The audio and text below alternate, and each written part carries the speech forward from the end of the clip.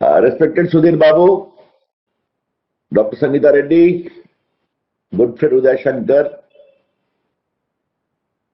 it is nice to talk to the FICCI convention digitally during these challenging times. I have been attending all your functions physically, but this is indeed indicating of the times we are in. But every challenge also offers a great opportunity.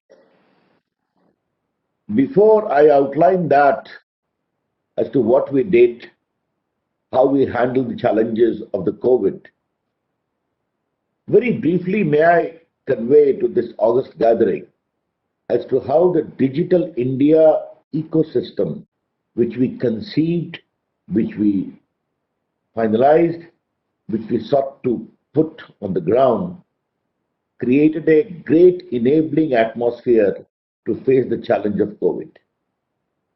Ladies and gentlemen, Digital India, simply put, is designed to empower ordinary Indians with the power of technology. Most important, bridging the digital divide and bringing in digital inclusion. As we say in Hindi, Samaveshi Digital Bharat Banana. And this must be achieved through technology which is homegrown, developmental, and low cost. As Sudhir Babu said, India population of 1.3 billion plus, 1.2 billion mobile phone, 1.26 billion Aadhaar card. By leveraging all this with the Jan Dhan account, how we created a new ecosystem of delivery of welfare measures.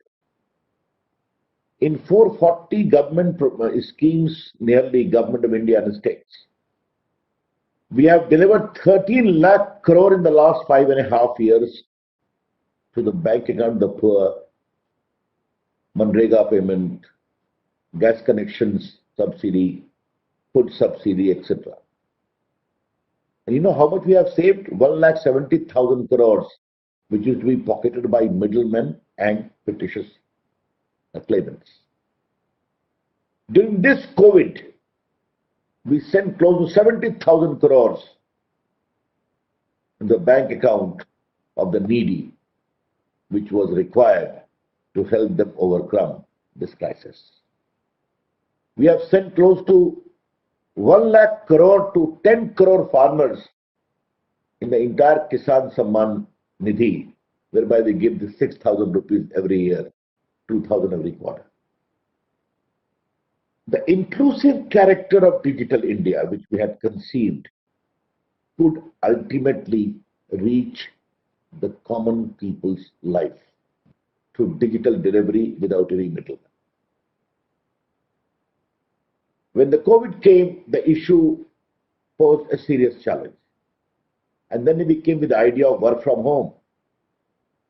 There was a lot of issue of regulatory requirements, issue of financial requirements. I said, remove all this. I don't want work of Indian IT BPM industry to suffer. And today, 85% of India's IT industry continue to work from home. And now we have finalized it. PM said, make it permanent. And now you can work from anywhere. So this is a great support which we could give to the IT industry during these challenging times, and the whole world is applauding that. Thereafter, digital education, digital payment. I just wanted to give one particular instance to the friends. In the UPI transactions, in the month of November 2020, has hit an all-time high of 2.21 billion transactions worth 3.90 lakh crores. So India is emerging as a big fintech industry.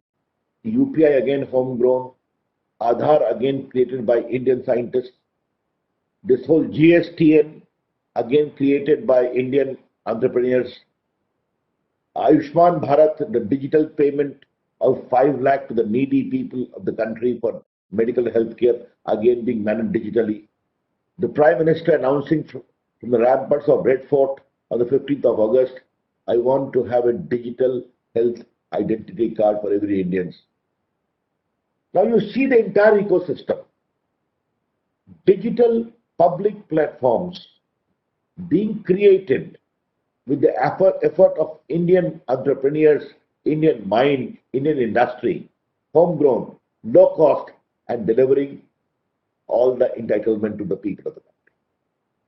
Therefore, when I'm talking to the friends of the FICCI, they need to know that what we had conceived in 2015, Digital India program when we launched, has now come on the ground. We also needed digital infrastructure to reinforce that. You know that we have taken BharatNet to 250,000 Gram Panchayats of India. The Prime Minister takes suggestion from all of us on the 15th of August. Then we decided to convey to him gently that let us go to all the 6 lakh villages of India optical fiber. And Prime Minister Narendra Modi is a great visionary leader, as you all know. He immediately decided that under his care, roads are reaching all the villages of India. Electricity has reached all the villages of India. It is the right time, optical fiber must reach all the villages of India. And he has given a hard task from the rampart of Red Fort on the 15th of August this year, that within 1,000 days, we shall reach optical fiber to all the 6 lakh villages of India. It has already commenced from Bihar, where 45,000 villages are to be linked by coming April, May. And we are fast-tracking that. Sudhir Babu, you talked of WANI, this public Wi-Fi network. What is this? Like a PCO, which was launched in 80s. The country needs Wi-Fi. And this will be an arrangement where a grocery shop owner, a simple tea stall vendor, or a small shopkeeper, or a small public office can have the facility of a Wi-Fi network, and mind you, without any license, without any registration, or without any registration. They can take the connections of internet from anyone, and there will be an aggregator who will be coordinating the activities in the defined, and then there will be an app whereby Indian app economy, as you rightly pointed out, is almost the second biggest in the world. Now, kindly see, from fiber to all the villages of India, to public Wi-Fi available everywhere, to in India being the lowest data cost available in the whole world nearly. The entire digital ecosystem is rising very fast. But as the minister in charge, it is close to 6 years plus that I have been handling the IT ministry and again communication. Again, I was also the communication minister. I had laid one ground rule very clearly to my officers. Digital India must become a mass movement. Unless the ordinary people of the country have a stake in the process, it will not succeed. We have a platform, common service centers. I would like FICCI friends to know about it. These are digital kiosks who are giving digital delivery of services, from your land records to having your railway ticket to filling of the forms, etc., etc. They were close to 75,000-80,000 when we had come to power. I have taken that to 3,75,000. 12 lakh boys and girls are working there. Now they have become a parallel center of digital delivery all over the country. They're also involved in economic survey. As a law minister, I've also put them at the front end of free litigation advice to common people in the hinterland of India. Many of them are doing skilling. Many of them are delivering pensions. In this COVID, I asked them to do something unique. They opened Grameen stores to supply the daily wares to the people. Now we have close to 1,36,000 Grameen stores. And I'm happy to share with you that they have done a business of close to 150 crores. That is the digital potential available in the country if we involve the common people. Uh, Again, I'm telling you, this whole movement is going to grow and grow further. Let me share something about electronic manufacturing, an area of my great passion, handling that department. When we had come to power in 2014, India had only 2 mobile factories. Now India has close to 260. India has become the second biggest mobile manufacturer in the world. Now I'm pushing that India should surpass China. That's my goal, and I'm very clear defining it.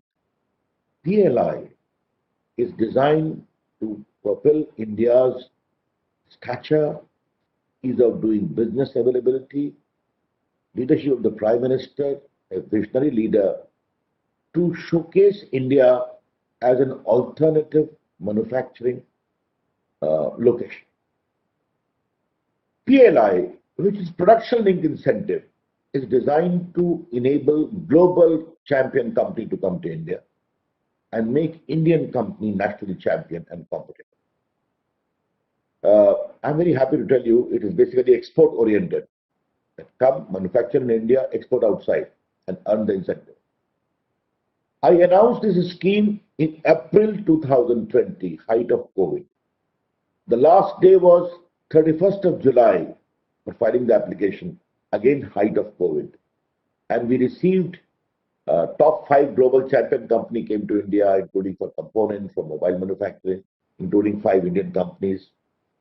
They have collectively committed to manufacture mobile phone and component worth 10 lakh crore in the coming 5 years, giving jobs to 3 lakh Indian directly and 6 lakhs indirectly. Production has already started. Many big plants have already been located from outside. All the major players in the field of mobile manufacturing are already here. Other PLIs we have already worked about. Now, my focus is India to emerge as a big center of manufacturing of other important electronic gadgets which have become integral to our day-to-day existence. That is from laptop to tablets to servers, and that whole ecosystem from mobile to server to everything is developing very fast. And India has not, I have not the slightest doubt. Go to Noida and Greater Noida, close to 93 factories are there itself of mobile and others. That's how the whole vision is there, and I intend to push it with great speed.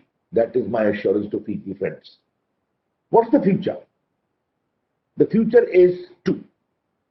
One is AI, the other is data. The Prime Minister is very keen that artificial intelligence must become an important focus of our governance. But artificial intelligence should also be used again with inclusive character in mind. Namely, we must have care for agriculture, concrete weather forecasting, education, farming, and healthcare. We must leverage for all these areas in AI. But I am never in doubt that while artificial intelligence is artificial mind, it must have connect with the human mind and human ethics. That should be our clear focus. Driverless car excites me as an IT minister, but gives me concern as a law minister. That if a driverless car causes accident, who will be responsible? The machine or the owner? These are challenges which we have to meet. As far as data is concerned, data is really going to determine the future course of digital discourse. Indians produce data by billions. There is public data available. And I'm very keen to develop India as a robust data economy of the world. data refinery. And when I say data refinery, I mean data cleaning, data refinement, data innovation, obviously taking good care of data privacy as well. And I see this whole flow of data and all the ancillary initiatives required with the data economy is going to become a very important area of digital growth. I'm very happy that in India data centers are emerging. Very recently, I opened the second biggest data center in Mumbai, developed by a well-known real estate company. Our data protection law is currently being examined by the Parliament's Select Committee. We have formulated it after detailed discussions. The clear focus is element of consent of individual is important who you take data. The data fiduciary must clearly work within the limits of the consent. We are all working for creating the enabling atmosphere for data processing as well, including data flow between countries, again with proper element of consent. And obviously, it can be an individual consent, it can be a group consent. But I am very clear that the billions of data which we furnished is going to be of great help in promoting India's data economy in a very, very substantial way. But yes, as I always say, let me repeat it today as well, India is a big country, India is a democratic country, and we shall never compromise on our data sovereignty. We are quite open for data reciprocity, data exchange, but that has to be within a framework which is transparent, which is known, and which is clearly laid down a very objective ground rule under which we have to operate.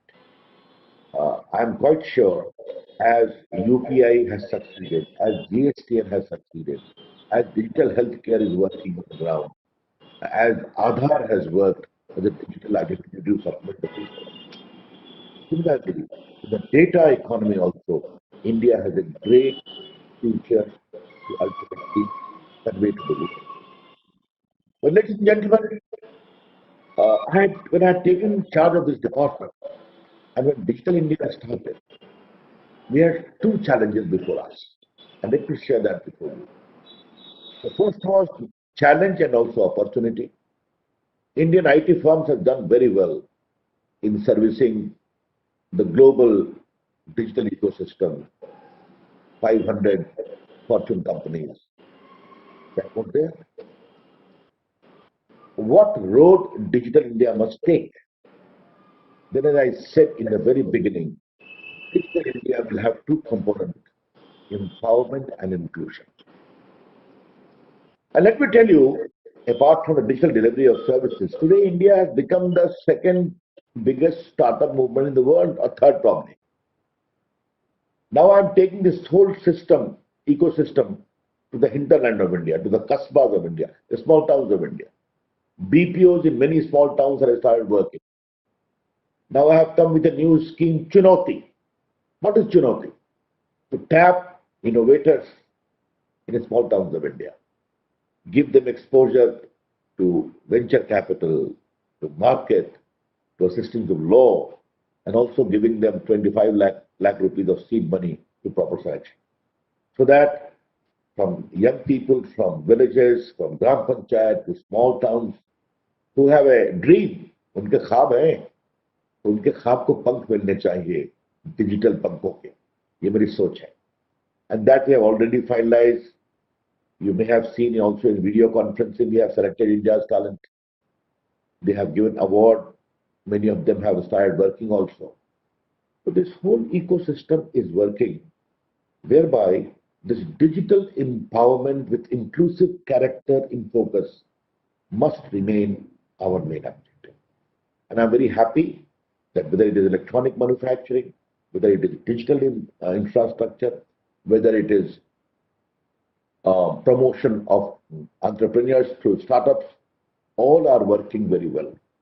And I'm very keen that the PM's focus of gender justice should also remain an important pillar of our digital initiative. As you all know, in our IT sector, close to 4 million people work directly, and nearly, I would say, 1 crore 25 lakh work indirectly. But what I'm happy to share with you that one third are women. Similarly, our common service center also. Large number of women entrepreneurs are working in the hinterland of India, running digital kiosks. Many of them are hardly school dropouts. But I said, no, go ahead, learn to play with the mouse and see the world. And they are delivering. So we are very, very happy to share with you that gender justice, women empowerment is also becoming an important component of India's digital initiative, right from the top down to the bottom. So, ladies and gentlemen, these are some of my initiatives I thought I must share with you as to what is the future digital ecosystem. We responded well in the challenge of COVID, and we have a clear vision for the future. And I have not the slightest doubt that with the success we have achieved, the road of future is full of hope and also achievement. My greetings once again to my friends in the FICCI. I always look forward to sharing my ideas in FICCI's annual conferences. And it's always a pleasure to meet old friends and renew contacts. Thank you. Namaskar. Jai Hind.